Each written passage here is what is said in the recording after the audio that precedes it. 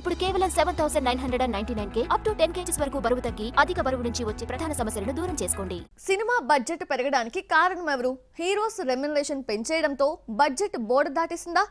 Rich making అంటూ దర్శకులే ఎక్కువ పెట్టిస్తున్నారా? లేదంటే నిర్మాణ వ్యయం ప్రొడ్యూసర్ చేతుల్లో నుంచి వెళ్లిపోవడంతో బడ్జెట్ అదుపు తప్పిందా? Watch the story.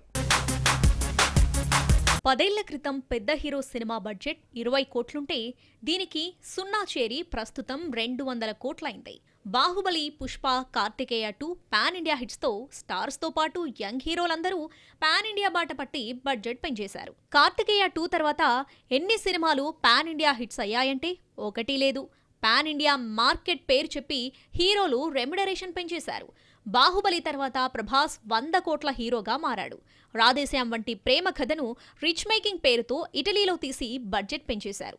లేదంటే ఇన్ని కోట్ల నష్టం చూసేది కాదు. పెద్ద సినిమాలు తీసిన చరిత్ర ఉన్న గీతా ఆర్ట్స్ చిన్న సినిమాలు మాత్రమే ఎందుకు చేస్తుందని కోటబొమ్మాలి PS టీజర్ ఈవెంట్లో అల్లు అరవింద్ను అడిగితే బడ్జెట్ కారణంగా తీయడం లేదన్నాడు.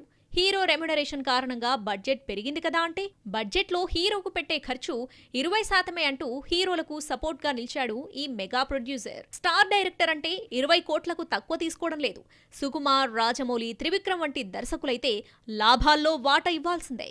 దీంతో త్రివిక్రమ్, సుకుమార్ తీసుకునే రెమ్యునరేషన్ దాదాపు స్టార్ తో పాటు ఉంటుంది. క్యారెక్టర్ ఆర్టిస్టులు పెంచేసి కోట్లు తీసుకుంటున్నారు. ఇక మ్యూజిక్ డైరెక్టర్, కెమెరామెన్ రెమ్యునరేషన్ కూడా కోట్లలోనే ఉంటుంది. ఇలా అందరి రెమ్యునరేషన్ కలిపితే ఒక్కోసారి బడ్జెట్లో 50% మించిపోతుంది. పుష్పను 100 నుంచి 150 కోట్ల మధ్యలో తీస్తే pan India hit Pushpa budget 300 కోట్లు దాటిపోయింది. హీరో 80 కోట్లు, డైరెక్టర్ 40 కోట్లు, దేవిశ్రీ 8 కోట్లంటూ ప్రచారం జరుగుతుంది. ఇలా పుష్పలో నటీనటులు, టెక్నీషియన్స్ రెమ్యునరేషనే 200 కోట్లకు చేరిందట. కర్ణుడి చావుకి 100 కారణాలు అన్నట్లు బడ్జెట్ పెరగడానికి చాలా రీజన్స్ కనిపిస్తాయి. OTT rights, pan India image, success ఒకటేంటి, బడ్జెట్ చేయి దాటిపోవడంలో చాలా అంశాలున్నాయి. కర్ణుడి చావుకు 100 కారణాలన్నట్లు బడ్జెట్ పెరగడానికి చాలా రీజన్స్ కనిపిస్తాయి. OTT rights, pan India image, success ఒకటేంటి, బడ్జెట్ చేయి దాటిపోవడంలో చాలా ముఖ్య పాత్రలున్నాయి. గతంలో పెట్టుబడి రాబట్టాలంటే థియేటర్స్ నుంచే రావాలి. జనాలు చూస్తే హిట్, లేదంటే ఫట్. శాటిలైట్ రైట్స్ చాలా కాలంగా ఆదుకుంటూ వచ్చాయి. శాటిలైట్ రైట్స్ కోసమే సినిమాలు తీసే రోజులు పోయి OTT బంగారు బాతుగా మారింది. పాన్ ఇండియా జోరులో తెలుగు, తమిళం, కన్నడం, మలయాళం, హిందీలో OTT రైట్స్ రూపంలో నిర్మాత మొన్నటి వరకు మంచి లాభాలే అందుకున్నాడు. వరుస పాన్ ఇండియా ఫ్లాప్లతో OTTలు కూడా రేట్లు తగ్గించేశాయి. దీంతో పెరిగిన బడ్జెట్ను రికవర్ చేయడం కష్టమైపోతుంది.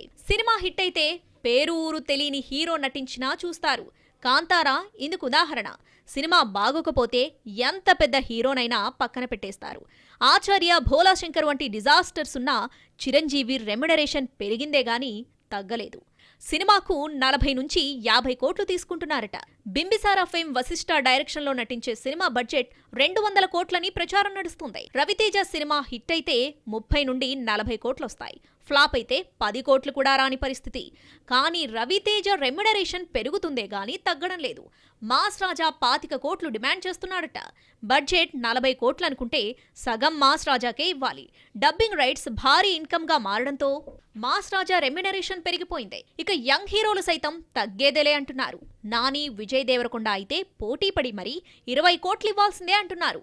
ఫ్లాప్ అయితే 20 కోట్లు కూడా రాబట్టలేకపోయినా బడ్జెట్ పెరిగిపోవడం నిర్మాతలకు భారంగా మారింది. OTT దెబ్బకు శాటిలైట్ రైట్స్ పడిపోయాయి. సినిమా రిలీజ్ అయిన 50 రోజులు, 100 రోజుల తర్వాత టీవీల్లో వస్తే ఎవరూ చూడటం లేదు. శాటిలైట్ నుంచి నిర్మాతలకు వచ్చేది తగ్గిపోయింది. బంగారు బాతు అనుకున్న OTT రూల్స్ మార్చేశాయి. సినిమా ఫ్లాప్ అయితే ముందుగా కుదుర్చుకున్న అగ్రిమెంట్ అమౌంట్లో 30 నుంచి 40% దాకా కోత విధిస్తున్నారు. ఇవన్నీ భారీ బడ్జెట్ మూవీస్ను దెబ్బతీశాయి.